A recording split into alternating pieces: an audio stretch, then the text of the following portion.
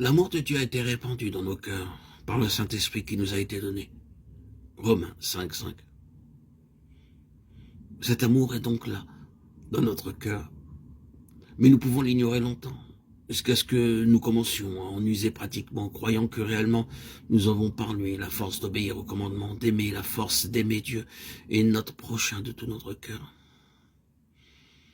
Oui, obéir au commandement d'aimer.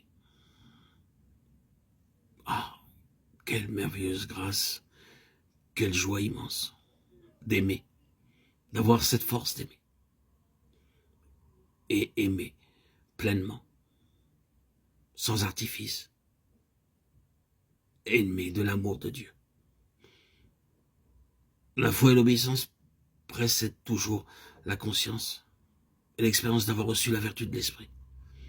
Le véritable amour est l'amour par l'esprit et non l'amour hypocrite, conditionnel, passionnel, l'amour faux, falsifié, qui provient du cœur et non de l'esprit.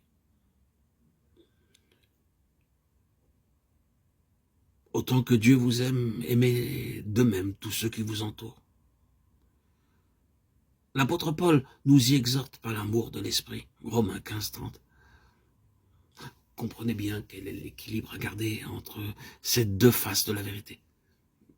D'un côté, tenez-vous en la sainte présence de Dieu, vous attendant à lui pour qu'il vivifie votre foi, pour qu'il vous fasse saisir que réellement le Saint-Esprit, porteur de l'amour divin, demeure en vous et remplit votre cœur.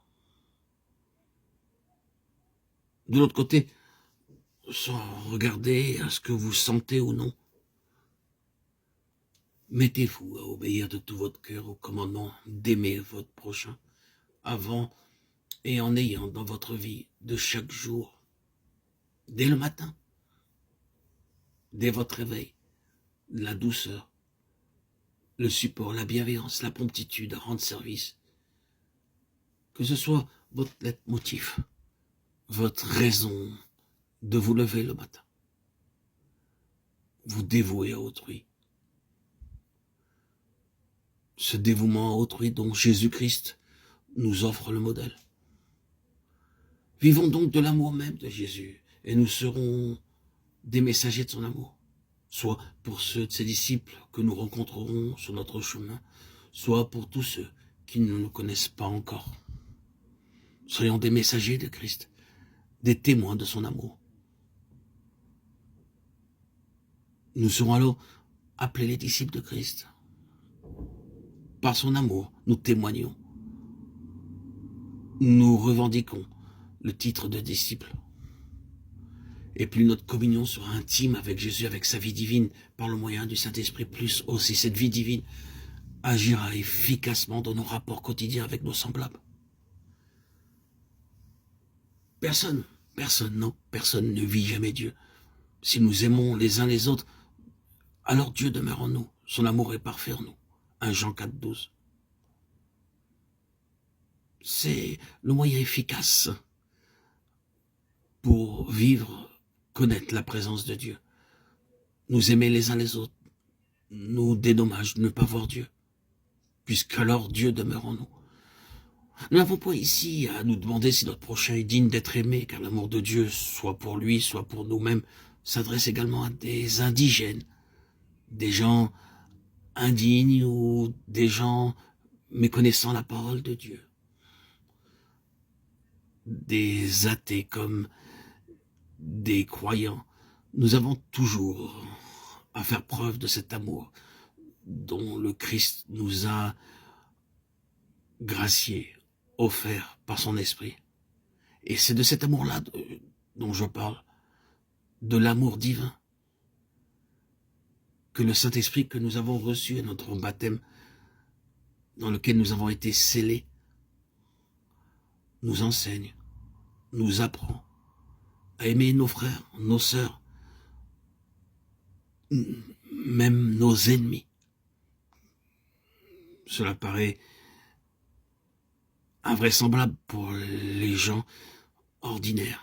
Mais nous qui avons l'esprit, et si nous marchons par l'esprit,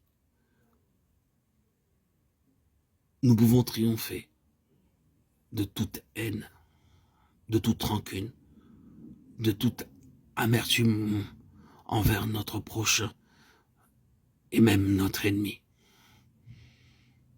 Gloire à Dieu. Gloire à Dieu. Que notre cœur soit toujours rempli de louanges pour cet esprit que nous avons reçu. Et que nous puissions toujours marcher par l'esprit pour être en communion avec cet amour merveilleux, cet amour de Dieu. Cet amour révélé dans nos cœurs par son esprit, qui nous révèle Dieu lui-même. Dieu est amour. Vivre, connaître l'amour, c'est connaître Dieu. L'amour révélé dans nos cœurs, c'est Dieu révélé dans nos cœurs. Alléluia. Amen.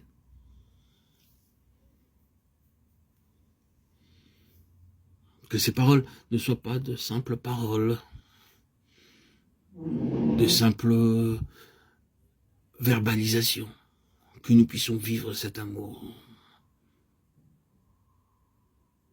par son esprit. Sa vie divine ne peut, et son amour divin, car c'est un amour divin, pas un amour mondain, un amour de ce monde, un amour charnel, passionnel. Cet amour divin ne peut se révéler que par son esprit. Marchons donc par l'esprit. Nous connaîtrons alors cette vie divine, cette vie de douceur, cette vie de bienveillance, cette vie de joie que le Seigneur nous offre. Vivre dans cet amour puissant, cet amour même de Jésus, qui nous fait témoigner. Alléluia.